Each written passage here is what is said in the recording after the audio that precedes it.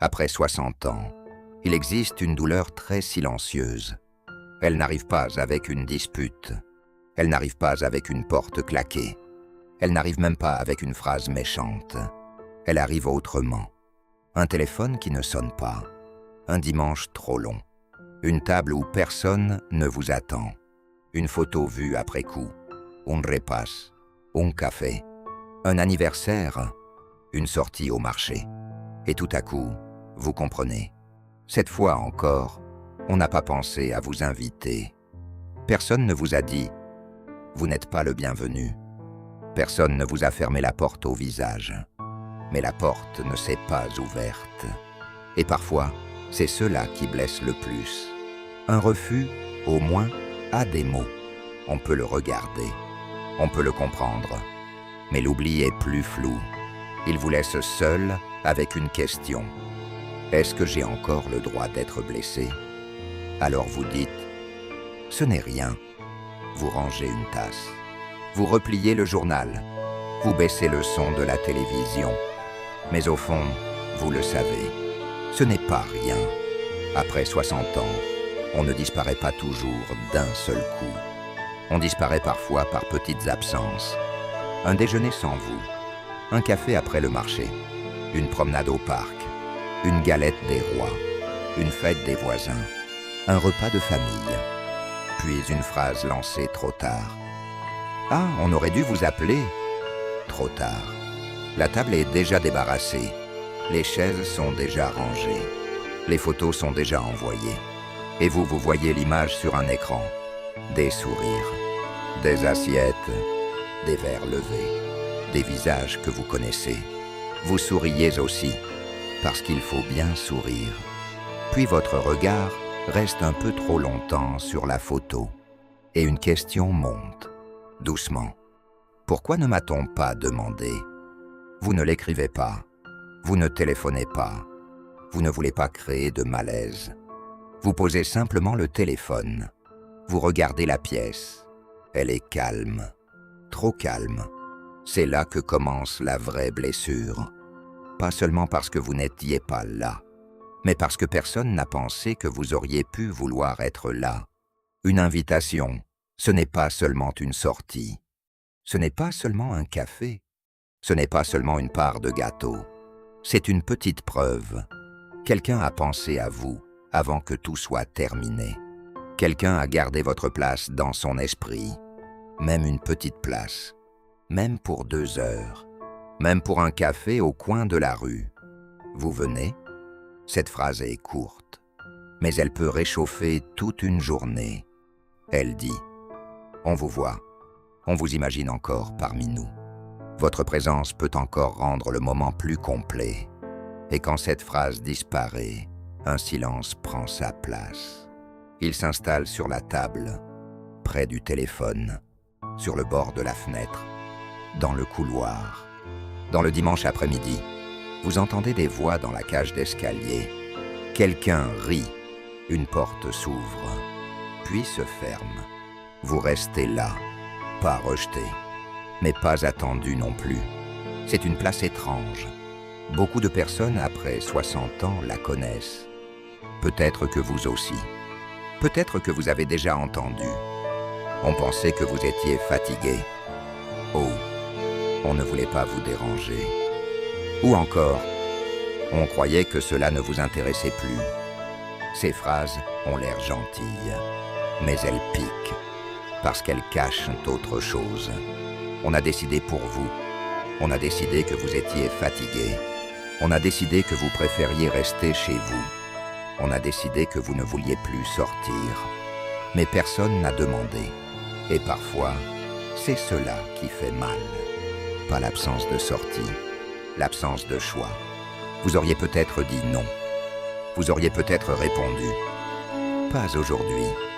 Vous auriez peut-être été vraiment fatigué, mais la question aurait compté, parce qu'elle aurait reconnu votre liberté, votre envie, votre présence.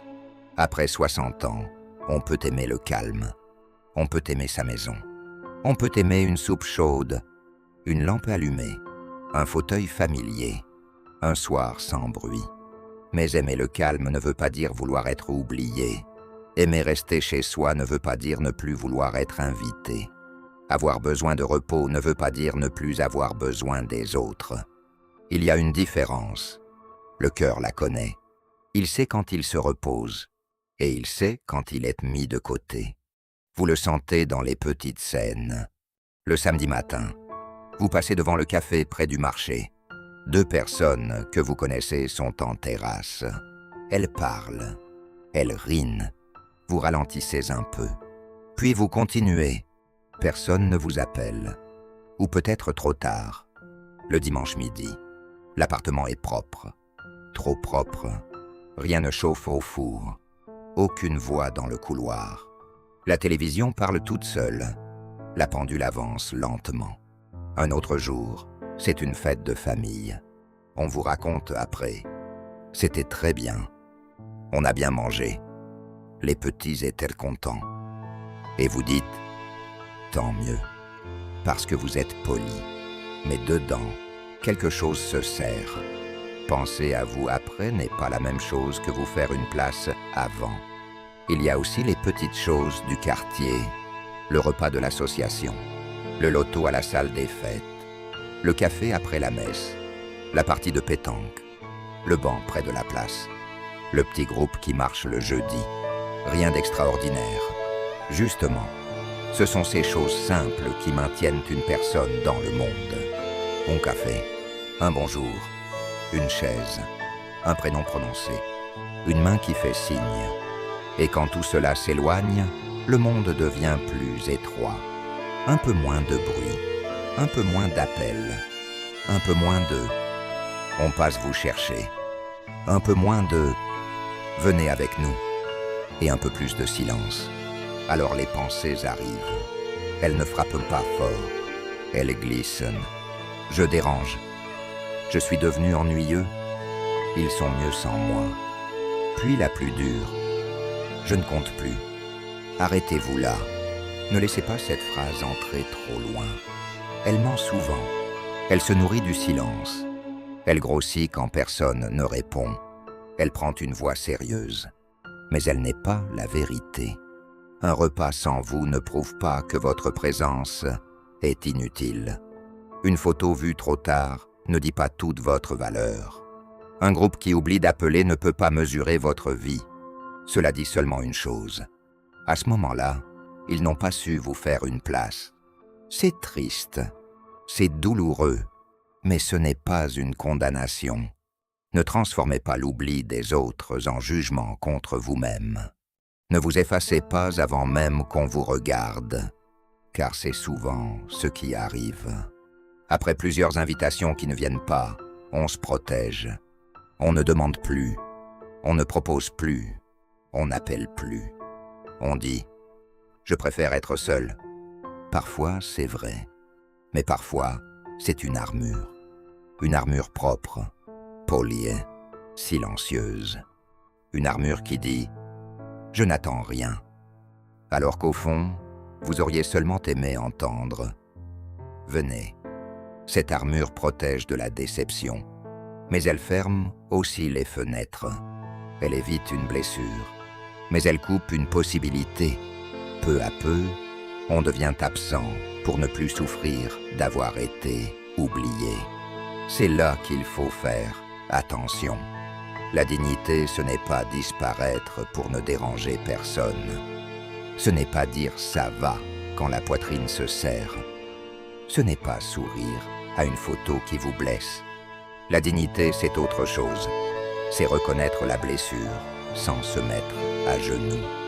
C'est dire calmement « j'aurais aimé être prévenu ». Oh, la prochaine fois, pensez à moi. Ou simplement « cela m'aurait fait plaisir de venir ». Ces phrases ne sont pas des plaintes. Elles ne cherchent pas la dispute.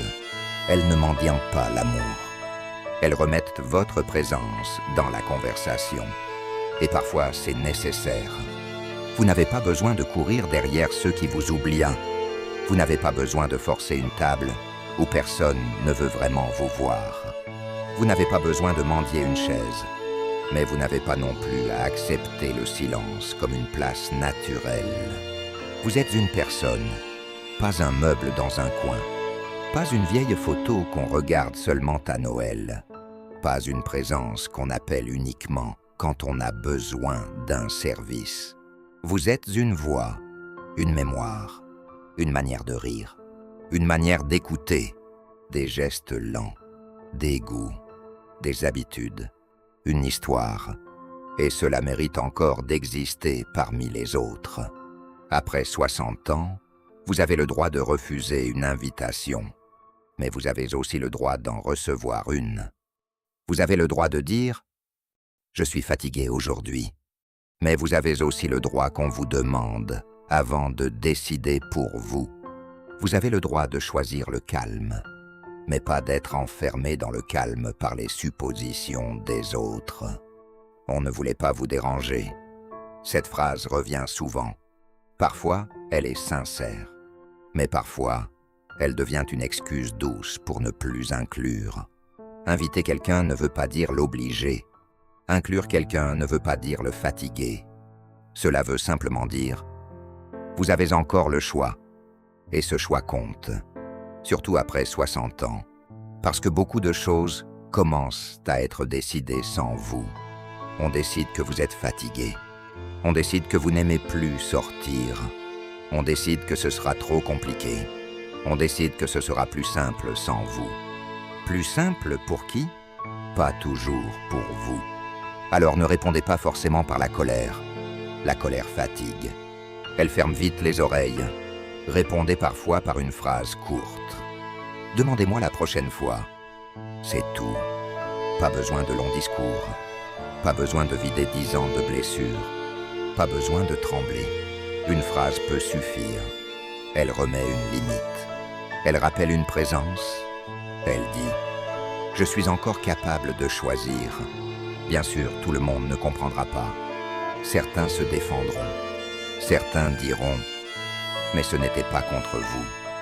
Peut-être. Souvent, ce n'est pas contre vous. Mais cela vous touche quand même. Et vous avez le droit de le dire. Calmement, sans honte, sans devenir amer. Se taire toujours finit par coûter cher. On se tait pour ne pas déranger, puis pour ne pas avoir honte, puis parce qu'on ne sait plus revenir. Un jour, le silence devient une habitude. On ne sort plus, on ne propose plus, on laisse passer les fêtes, les saisons, les dimanches, les invitations qui ne viennent pas, et la vie se rétrécit, non parce qu'elle est finie, mais parce qu'on a cessé de lui ouvrir une porte. Alors ouvrez-en une petite, pas une grande, pas tout de suite. Une petite. Retournez au marché le matin. Prenez un café dans un endroit où l'on finit par reconnaître votre visage. Asseyez-vous sur le même banc, près de la place. Passez à la boulangerie sans vous dépêcher. Demandez des nouvelles à une voisine. Envoyez un message à quelqu'un que vous n'avez pas vu depuis longtemps. Écrivez. Un café cette semaine? Ce n'est pas grand-chose. Mais une vie peut parfois reprendre par une petite phrase. Un manteau qu'on remet, une clé que l'on prend, une porte que l'on ouvre, quelques pas dehors. Il ne s'agit pas de remplir tous les vides, il ne s'agit pas de prouver que vous allez bien, il ne s'agit pas de faire semblant d'avoir une vie occupée. Il s'agit de ne pas laisser votre lien au monde dépendre seulement de ceux qui oublient de vous appeler. Vous pouvez souffrir de ne pas être invité, mais vous ne devez pas construire toute votre vie autour de cette absence. Il reste des présences simples. Un bonjour au marché, 2 minutes avec la boulangère, une chaise au café, une activité dans le quartier, une promenade lente, une bibliothèque, un banc au soleil. Ces choses ne remplacent pas tout. Elles ne guérissent pas tout. Mais elles empêchent une chose, que le cœur se ferme complètement. Et parfois, c'est déjà beaucoup. La solitude la plus dangereuse n'est pas toujours celle où personne n'est là. C'est celle où l'on finit par croire que plus personne ne pourrait être là. Elle commence par une phrase. À quoi bon? À quoi bon appeler? À quoi bon proposer? À quoi bon sortir? À quoi bon dire que cela fait mal? Quand cette phrase arrive, ne lui donnez pas toute la journée. Elle vient d'une blessure, pas d'une vérité. La vérité, c'est que vous êtes encore une personne que l'on peut rencontrer. Encore une personne que l'on peut écouter. Encore une personne dont la présence peut changer l'atmosphère d'une table. Pas toutes les tables, pas avec tout le monde. Mais quelque part, oui. Ne fermez pas toutes les portes, parce que certaines ne se sont pas ouvertes. Vous n'avez pas besoin d'être invité partout. Vous n'avez pas besoin d'être au centre. Vous n'avez pas besoin que tout le monde pense à vous à chaque instant.